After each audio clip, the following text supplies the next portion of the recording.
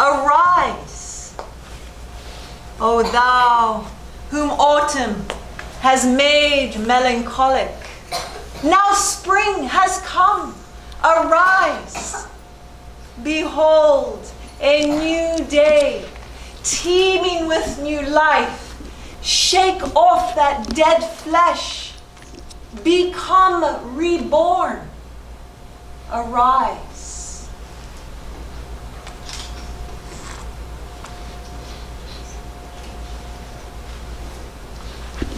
That was Taharia's poem. Let me take you back. Let me tell you about Taharia. She was splendid. She was so different from the other girls, was so intelligent. Her father, he encouraged her at first and gave her an education, which in itself was a rare thing. Educating one's daughter. She became renowned as the most brilliant poetess and scholar, and the people, they might even have accepted her if she hadn't so openly embraced the cause of the Bab. Even had she been discreet about it.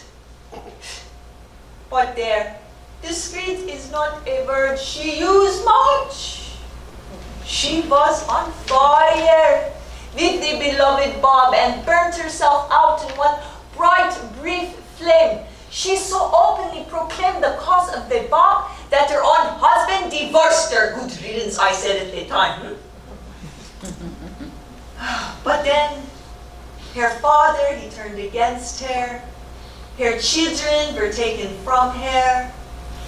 She was being kept a prisoner in her own home in Qazvin until Baha'u'llah, he arranged for her escape. He said, go to Badasht, meet us there, and so we did. And there we found Baha'u'llah had rented 3 gardens with magnificent tents. Qudus, one of the early disciples, a young man with an exceptional mind and pure heart, was even there.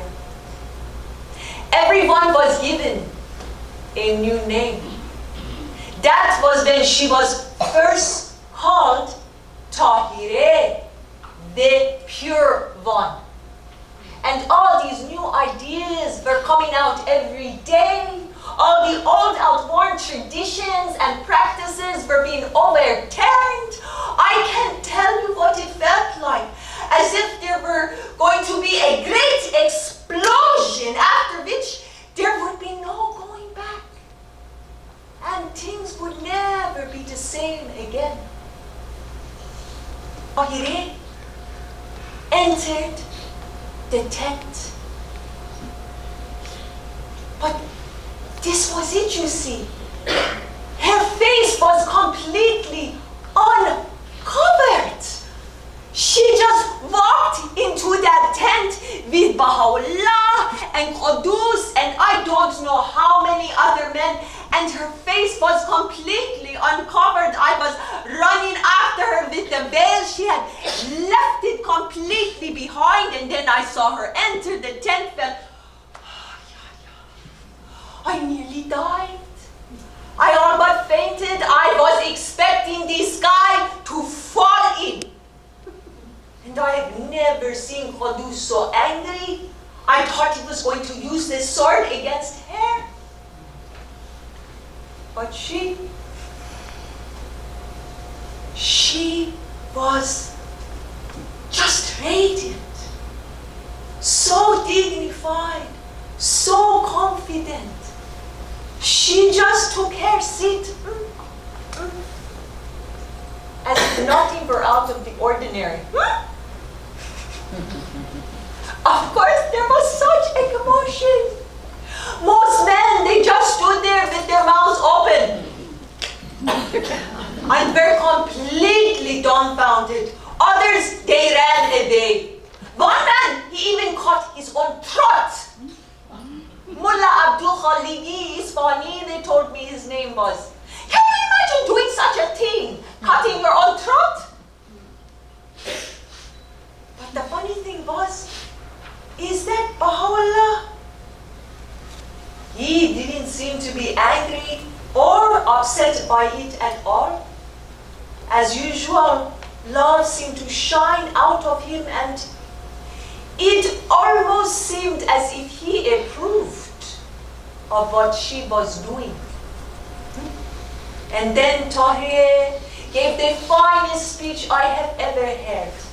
Of course, now I can't remember all the things she said. But the language, it was so beautiful, so exquisite. It sounded like the Quran itself. At the end, she quoted a verse from the Quran, but I was most struck by what she said at the end. I am the word of the promised one, the word that shall put to flight the chiefs and nobles of the earth. I don't know exactly what she meant. I just have this feeling that I'll try to explain. I think that what she was trying to say was that in this new religion, women would finally have a say in things.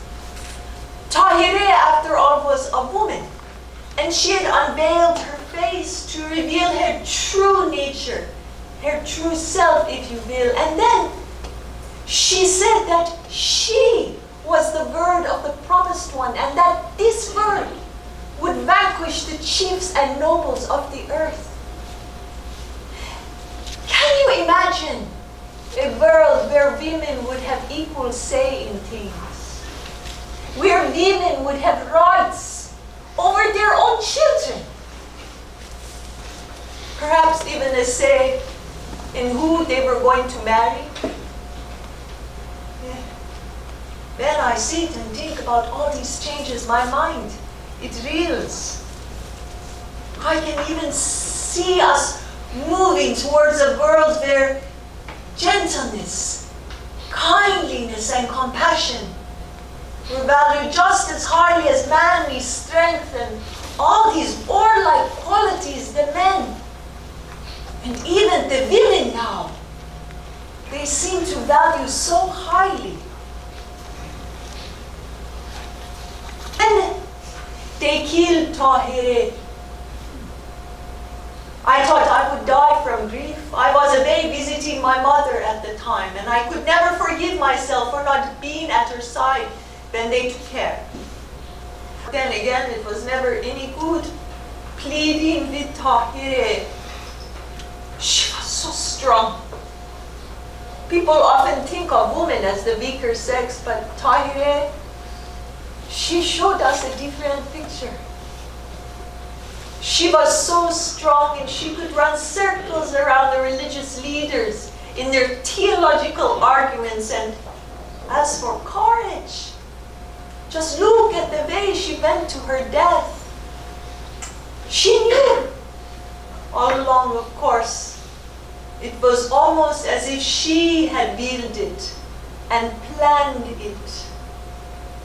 That she wanted her body to be buried in a pit after she was martyred. She then retired to her room and spent the day in prayer and fasting. The lady said it was only because she loved Taharia so much that she was able to obey her request and to let Taharia go. I could not have done it.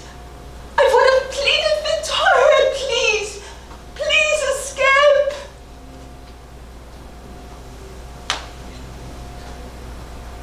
But that's a selfish sort of love.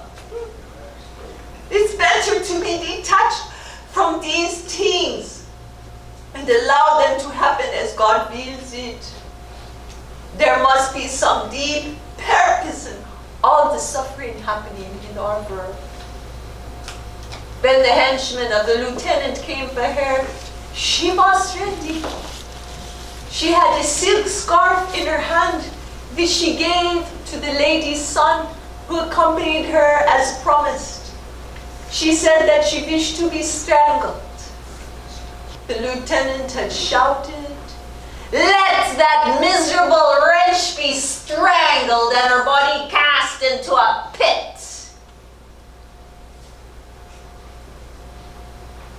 Granting Taharia's wishes, huh? without anybody saying a word.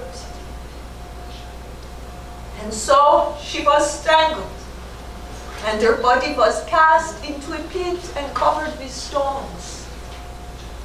I am told she said, before she died, "You can kill me as soon as you like, but you will never stop the emancipation of women." I know